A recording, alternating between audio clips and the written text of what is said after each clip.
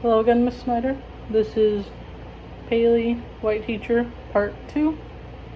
For the first part, which is Pick an Antidote from Paley that says a lot about her passion, I chose to talk about specifically Joyce and her relationships with Claire and Anna.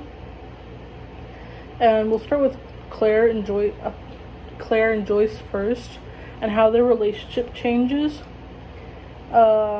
And the first thing that I thought was interesting is how Paley reacted to Joyce telling Claire that she should be the maid, that Claire should be the maid, and how Paley was uncomfortable and she was uncomfortable at first that Joyce, who of course is black, and Claire, who of course is black, how Joyce told her that she had to be the maid, and then she was upset with herself for being uncomfortable with it.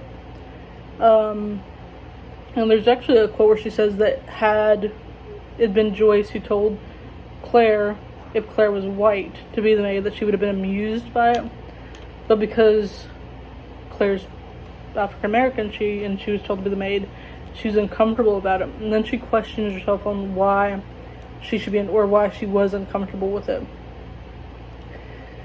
And then it talks about Joyce's relationship with Anna, and how Joyce, in a sense, wanted to be Anna, and she talked about like how they were sisters, and she really wanted to identify with Anna's white identity and Anna's Jewish identity, and she really wanted, like she said, that like they were sisters, and that Joyce and her sister were white, but her family was the only black ones, and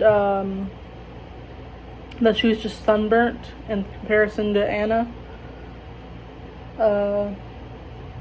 And then an interesting thing is when Claire comes to lunch and she's doing the like raise your hand if you have a peanut butter sandwich, or raise your hand if you have like cheese sticks or something, and how it's that sense of she's finally a leader and people are listening to her finally.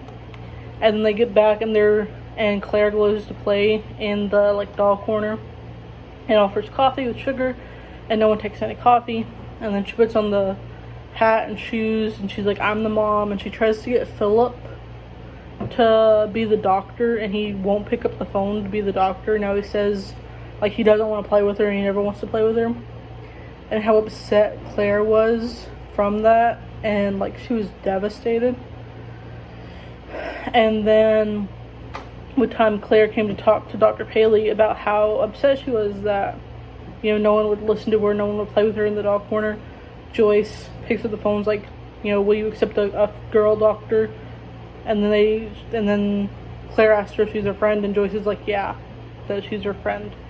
And so it's an interesting dynamic of, especially since Joyce is kind of mean to Claire at first, like with the whole, she like calls her stupid when she gets man and maid mixed up, and she won't let Claire do like the normal bits of dollhouse, like mother, baby, and she makes her the maid instead. And then with the second question, it says like discuss examples of how she manages to study herself and her students as she teaches. Some interesting things with that is like how she talks about like Anna is comfortable with like both black and white friends and children. And then she talks a lot a thing I've thought a lot about is how Felice's mother talked about like Karen and Jenny and how they were being mean to Felice. And there's also an interesting passage in that where Dr. Paley says that she's more comfortable like talking to like white students being bad versus black students being bad, and how like no one was going to attest their right to attend school. It wouldn't be questions. Like she was worried when like Felice's father came in to talk about Sylvia. But one thing I didn't like about that is that Paley seemed to like really dismiss how Karen and Jenny were treating Felice, and like especially the fact that Felice's mother had to come and talk about how Karen and Jenny were treating her. So there was very obviously a problem, and it seemed like Dr. Paley was just like, oh, well, that's just how they are, they're just children, they're exclusionatory, it doesn't mean anything. When it very clearly does mean something, especially if it's gotten to a point where like her mother has to come in to be like, hey, these two other children are being really mean or exclusionatory to my daughter. I didn't really like that bit. I think that it came off as very dismissive. And then there's a bit where she talks about her own prejudices with intelligence when Claire is going home with Karen. Because Karen's such a bright student and Claire is considered not isn't as bright. And so she first is like, why would Karen want her there? And then she has to talk about her own prejudices with IQ and intelligence and stuff like that. And then she talks about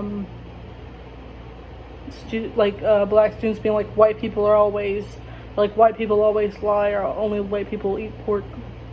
And it reminded her of her grandma being like, Gentiles always. And then it came across as very exclusionatory and discriminative. And then focusing on picture day, how Claire went from being a really dull student to a lot of kids' eyes to being amazing and very beautiful and amazing, and talks about how her family had always known how Claire was because she speaks English, French, and Creole. And so talking about how she'd always been amazing, and it was just that we didn't see it, and her family understood that was. And so it's interesting, the contrast between normal Claire and picture day Claire. And it's also funny when they go to do the other students are like, we'll do a princess wedding, and Claire's just like, I just want to play Billy Goat Scruff. And so that's what she normally does. And so to her, there really wasn't a change from everyday Claire to picture day Claire, whereas for a lot of the other students it was a very big change from normal Claire to princessy picture day Claire. And then at the end where she was talking about how she's uncomfortable with saying white girls and how they're all individualized, but she confronted her own ideas on how she was constantly being oh, the black girls, and she was fine with it, but she was uncomfortable with white girls as a general descriptor, and how she didn't say the boys or the girls because they're individualized identities, and how it'd be wrong for her to generalize them, but she still generalized the black girls. And how she wouldn't say the Jewish kids, and so why did she think it was fine to identify as the black girls? And the final bit is where, do you think Paley's a good model for how teachers can fight inequality and racism and promote inclusion and equity in the classroom?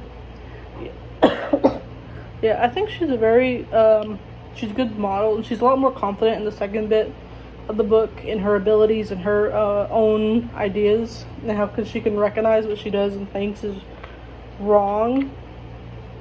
But she also has a lot more issues, I think, in that she's gotten to a point where she's more comfortable with them, but she still is it's overlooking, because in the beginning of there was very obvious things that were different between black and white students, and so she was very adamant on looking at those, whereas in the second part of the book it was just these are all just students, and so it's an idea of colorblindness, and how she was happy that students were playing with students of different colors, and also happy, or I'm trying to think what I'm trying to say, but how the doll corner was taken over by the black girls that year, and how she wanted to promote them playing with white students, and then she had to confront her own ideas on why she wanted them to play with white students, and why she wanted